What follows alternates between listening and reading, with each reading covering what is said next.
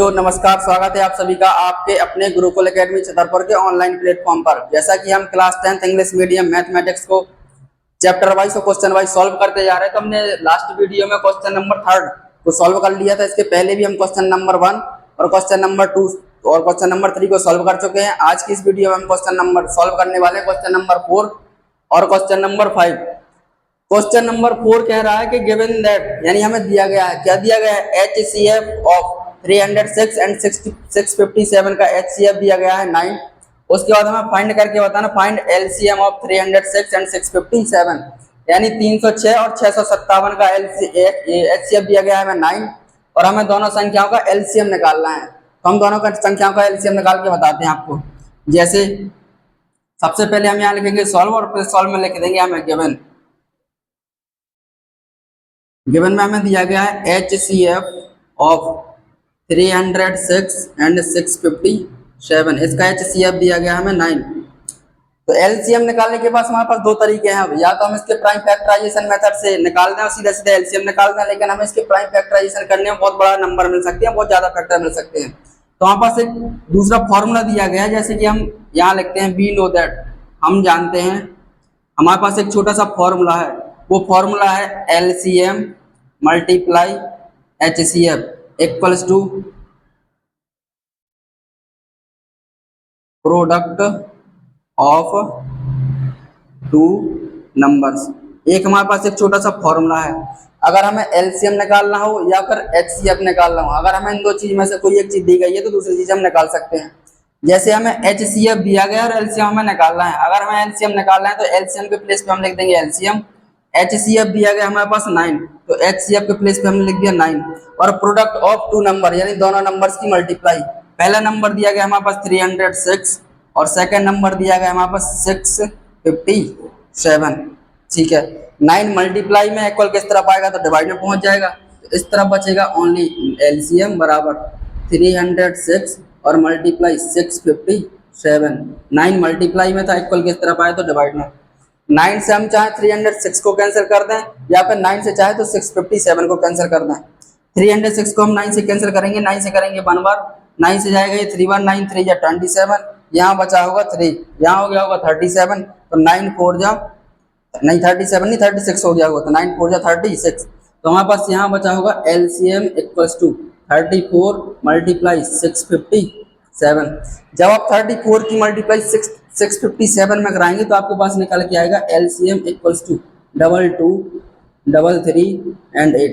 तो ए आपके क्वेश्चन का 306 657 का LCM निकल के आ गया 22 33। यहाँ आप चाहें तो लिख सकते हैं therefore LCM of 306 and 657 equals to 22 33 और 8। यही आपके क्वेश्चन का आंसर बन जाएगा। अगला क्वेश्चन 5th नंबर दिया गया है चेक वेदर, यानी आप चेक करके बताइए कि 6 की power n can and with the digit 0 for any natural number n। यानी यहाँ पर जो दिया गया है 6 की पावर n का मतलब है कोई भी नेचुरल नंबर ले लें। नेचुरल नंबर जैसे 1 2 3 4, कोई भी नंबर ले लें आप। तो अगर आप n की वैल्यू यहाँ कुछ भी रखते हैं और हम फिर इसकी वैल्यू फाइंड करें, तो क्या ये कभी 0 पर खत्म हो सकता है या नहीं। जैसे हम एग्जांपल की लेते हैं, 6 की पावर n की वैल्यू हमने 1 ले ली, तो n की पावर अगर हमने n की वैल्यू 1 ली तो यहाँ पर आ जाएगा 6। अगर हमने n की वैल्यू ली 2 तो यहाँ आ जाएगा 36। अगर हमने n की वैल्यू ली 3 तो यहाँ आ जाएगा 216। हम कुछ भी नंबर लेते जाए तो क्या ये कभी 0 पर खत्म हो सकते हैं। हमने 2-3 एग्जाम्पल देखे तो ये तो 0 पर खत्म नहीं हो रहे हैं। 0 पर खत्म ना होने का इनका बहुत बड़ा रीजन ये है कि अगर हमें किसी भी नंबर को 0 पे खत्म करना है तो या तो उसमें 10 की डिवाइड चली जाए, या फिर उस नंबर के जब हम प्राइम फैक्टर करें तो 2 और 5 हमें एक साथ मिल जाए। जैसे हमने एक एग्जांपल लिया सबसे छोटा 10, अगला एग्जांपल लिया 20 और अगला एग्जांपल लिया 30। ये सभी नंबर 0 पर खत्म हो रहे हैं। 0 पर खत्म होने का इनका सबसे बड़ा रीजन है कि इनमें जैसे हम 10 की डिवाइड कराते हैं तो 10 की कंप्लीट डिवाइड चली जाती है, चाहे हम 10 में करा दें, चाहे हम 20 में करा दें और चाहे 30 में करा दें। पहला रीजन है कि इन सब में 10 की डिवाइड जा रही है। दूसरा रीजन इनका ये भी है कि जैसे ही हम इनके प्राइम फैक्टर कराते हैं, जैसे अगर हम 10 के प्राइम फैक्टर कराएंगे तो यहाँ आ जाएगा 2 और 5, 20 के कराएंगे तो यहाँ आ जाएगा 2 मल्टीप्लाई 2 मल्टीप्लाई 5। अगर हम 30 के कराते हैं तो यहाँ निकल के आ जाएगा 2 मल्टीप्लाई 3 और मल्टीप्लाई 5। तो हमें इन सब के प्राइम फैक्टर में ये देखने को मिला है कि हमने 10 के प्राइम फैक्टर कराए तो हमें 2 और 5 मिला एक साथ, 20 के कराए तो 2 और 5 मिला एक साथ, 30 के कराए तो 2 और 5 मिला। कहने का मतलब ये है कि आपको जिस भी नंबर को जीरो पे खत्म करना है तो या तो उसमें 10 की डिवाइड जाए या फिर उसके जब हम प्राइम फैक्टर कराएं तो 2 और 5 हमें एक साथ मिल जाए। अच्छा, जब हम 6 के प्राइम फैक्टर कराते हैं तो 6 के प्राइम फैक्टर में हमें 2 और 5 एक साथ नहीं मिलता, 6 के प्राइम फैक्टर में हमें मिलता है 2 और 3। अगर 2 और 5 होता तो ये नंबर जीरो पे खत्म हो जाता, इसमें 2 और 5 एक साथ नहीं है इसके प्राइम फैक्टर में, इसलिए ये नंबर कभी 6 पे खत्म नहीं हो सकता। तो इसके सॉल्यूशन में हमें थोड़ी सी थ्योरी लिखनी है, तो आप यहाँ लिख देना आंसर या फिर सॉल्व डाल के लिख देना। इसकी थ्योरी ये है कि हम यहाँ लिख देंगे if any number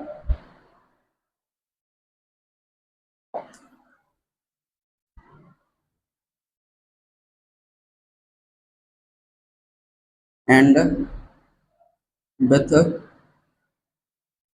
digit zero. अगर हमें किसी भी नंबर को जीरो पे खत्म करना हो तो इसकी एक कंडीशन है, it should be divisible by 10। या तो ये 10 से कंप्लीट डिवाइड हो जाए या फिर अगर हमें अदर वर्ड में लिखना है, कोई और दूसरा सॉल्यूशन लिखना है इसके अलावा, तो हम लिख देंगे if any number and with digit zero. अगर हमें किसी भी नंबर को जीरो पे खत्म करना है तो उसके प्राइम फैक्टर में प्राइम फैक्टराइजेशन